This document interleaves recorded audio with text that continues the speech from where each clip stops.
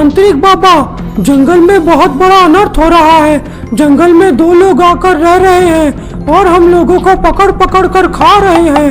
तांत्रिक बाबा जल्दी कुछ कीजिए, नहीं तो बहुत देर हो जाएगी। ये तुम क्या कह रहे हो? हमारे जंगल में इतना बड़ा अनर्थ हो रहा है और मुझे कुछ पता ही नहीं। मैं अभी जाकर उन लोगों को सबक सिखाता हूँ। उनकी इतनी हिम्मत, एक तो जंगल में डेरा जमा कर रह रहे हैं और उस पर भी जंगल के पशु पक्षियों को हानि करके खा रहे हैं। तांत्रिक भैरव बाबा ये कहकर खरगोश के साथ उन लोगों के झोपड़े के पास जाते हैं। भैरव बाबा झोपड़े के पास जाते ही आश्चर्य हो जाते हैं। भैरव बाबा देखते हैं एक लड़का और एक लड़की दोनों एक खरगोश को मारकर उसे पकाकर खाने की तैयारी कर रहे हैं। भैरव बाबा ये देखते ही बहुत क्रोधित हो जाते हैं। अरे ओ दुष्ट पापी इंसानों, तुम लोगों को शर्म नहीं आती? एक तो पशु पक्षियों के जंगल पर आकर डेरा जमा लेते हो और उसके बाद भी उन्हें खाने का साहस करते हो। अब देखो मैं तुम दोनों के साथ क्या करता हूँ। तांत्रिक बाबा अपना क्रोध उन दोनों पर जाहिर करके मन ही मन मंच पढ़ने लगते हैं और अपनी जादू से उन दोनों को गधा और गधी बना देते हैं।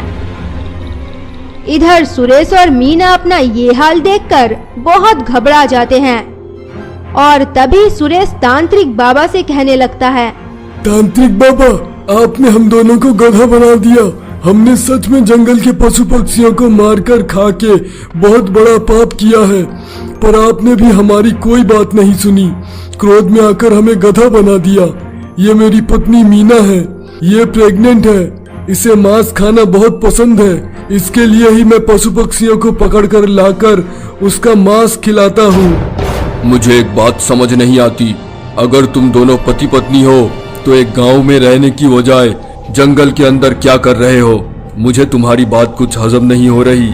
तुम सच बताओ, तुम किस इरादे से जंगल में रह रहे हो? तांत्रिक बाबा, मैं सच कह रहा हूँ। मैं एक सुनार का लड़का हूँ। मेरी पत्नी मीना एक कुम्हार की बेटी है। मेरे पिताजी मेरी कहीं और शादी करवाना चाहते थे, पर मैं मीना से ही शादी करना चाहता था। पिताजी मीना के खून के प्यासे हो गए थे। पिताजी से बचने के लिए ही मैं मीना को लेकर जंगल में रह रहा था।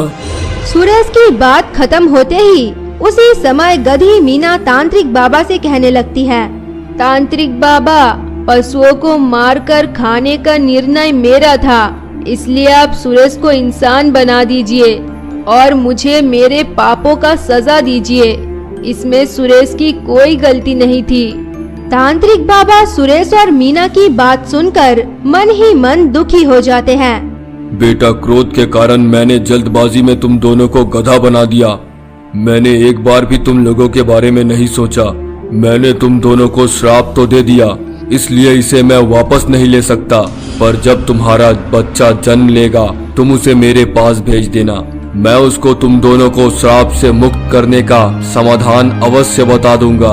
तांत्रिक बाबा गधा और गधी को ये कहकर वहाँ से चले जाते हैं। इधर गधा और गधी दुखी होकर अपने झोपड़े के अंदर चले जाते हैं। तभी मीना सुरेश से कहती है, सुरेश, मुझे बहुत भूख लगी है और पेट में बच्चा भी भूख से तड़प रहा है। जल्दी से मेरे लिए कुछ खाना लेकर आओ। मीना, मैं गधे के रूप में बाहर कैसे जा सकता हूँ और मैं कैसे तुम्हारा खाना ला सकता हूँ? सामने मरा हुआ खरगोश पड़ा हुआ है, ये खा लो। तुम्हें और तुम्हारे बच्चे को चैन मिल जाएगा।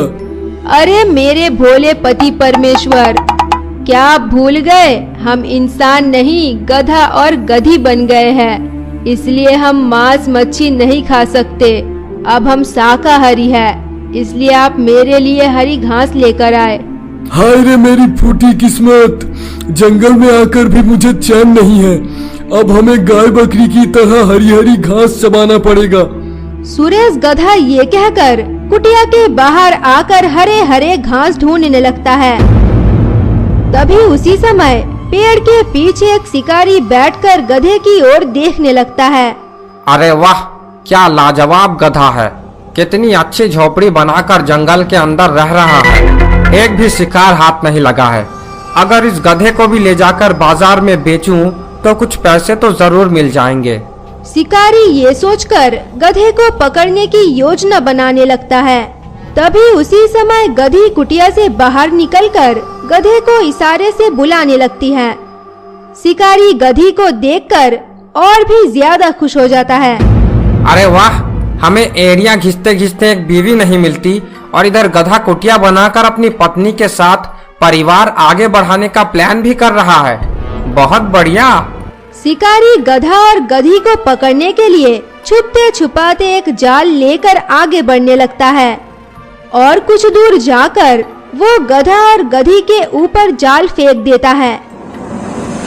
गधा और गधी बचने के लिए हाथ पैर मारने लगते हैं, पर किसी भी हालात में बच नहीं पाते। मीना, हमें शिकारी ने पकड़ लिया। अब क्या होगा? हम कैसे इस दुष्ट शिकारी के चंगुल से बाहर निकलेंगे? न जाने ये शिकारी हमारा क्या करेगा। सुरेश, मुझे खुद से ज्यादा मेरी बच्चे की चिंता हो रही है। ना जाने ये कलमुहा शिकारी हमें कहाँ ले जा रहा है। जी तो करता है इसका मुंह नोच लूं और इसकी आंख बाहर निकाल कर फेंक दूं। अरे मीना, कूल डाउन। प्रेगनेंसी में इतने हाइपर नहीं हुआ करते। ये सब कुछ तुम्हारे चिकन मटन खाने का नतीजा है। अब भुगतो। इसी तरह दोनों गधा गधी आपस में इशारे में झगड़ा करने लगते हैं और इधर शिकारी उन दोनों को सीधा जंगल से बाजार में ले जाता है और बाजार में ले जाकर उनकी बोली लगाने लगता है। आओ गधा ले जाओ, एक के साथ एक मुफ्त और दूसरी गधी के साथ उसका बच्चा भी मुफ्त। बहुत ही लाभ का सौदा है। जल्दी आओ, नहीं तो पछताने के सिवा और कुछ नहीं बाकी रहेगा। शिकारी ये कहकर ग्राहकों को अपनी ओर खींचने की कोशिश करने लगता है। तभी उसी समय एक धोबा शिकारी के पास आता है। अरे भाई, क्या बोल रहे थे? एक के साथ एक मुफ्त और दूसरी के साथ एक बच्चा भी मुफ्त। तो इन गधों का कितना पैसा दूं? भाई, दाम तो ज्यादा नहीं है, तुम 5,000 दे दो, मैं इसी में ही खुश हो जाऊंगा। 5,000 में गधे के साथ गधी मुफ्त, गधी के साथ उसका बच्चा भी मुफ्त। अरे भाई, तुम तो इंसानों को लूटने के लिए गधे का व्यापार कर रहे हो। तुम्हारे गधे के शरीर में है ही क्या जो मैं इसे ले जाकर अपना भारी भारी बोझा उठाऊं? एक बार में ही यमलोक का टिकट न काट दें। और गधे के साथ गधी मुफ्त की बात कर रहे हो? ये गधी तो प्रेग्नेंट है, इसलिए इसे घर ले जाकर मुझे इसे मुफ्त की रोटियां देनी पड़ेगी। अपना सौदा तुम अपने पास ही रखो। अरे धोपा भाई, तुम तो नाराज ही हो गए। ये गधा दिखने में दुबला पतला जरूर है, पर इसकी शक्ल पर मत जाओ। इसकी शक्ति की परीक्षा लो। तुम्हारा जितना बोझा है तुम इसके शरीर पर लाद दो, फिर देखो ये चल पाता है या नहीं। धोबा शिकारी के कहे मुताबिक उसका सारा बोझा गधे के पीठ पर लादने लगता है। इधर गधा बोझे के नीचे दबने ही लगता है। तभी उसी समय एक भला इंसान मनोज वहाँ पर आ जाता है। अरे भाई, तुम दोनों इंसान हो या जानवर? एक छोटे से गधे के शरीर पर इतना भारी भारी बोझा लाद रहे हो। ये तो बोझे के वजह से मर ही जाएगा। तभी शिकारी मनोज की बात सुनकर क्रोधित हो जाता है। अरे भाई, तुम्हें नसीहत देने को किसने कहा है? जाओ अपना काम करो। ये मेरा गधा है और इसके ऊपर मैं एक बोझा लादूं या 10, तुम्हें इससे क्यों परेशानी हो रही है? अरे भाई, तुम तो एक अजब ही इंसान हो। मैं तुम्हें अच्छी बात बता रहा हूँ और तुम मुझ पर ही चिल्लाए जा रहे हो। तुम इन गधों को धोबी के पास बेचने के लिए ही इतना नौटंकी कर रहे हो। मैं सब कुछ जानता हूँ, इसलिए मैं तुम्हारे पास आया हूँ। इस गधे के साथ एक प्रेग्नेंट गधी भी है। मैं ऐसे ही इनको किसी के पास छोड़ नहीं सकता। तुम्हें जितना पैसा चाहिए ले लो और ये गधा और गधी को मुझे दे दो।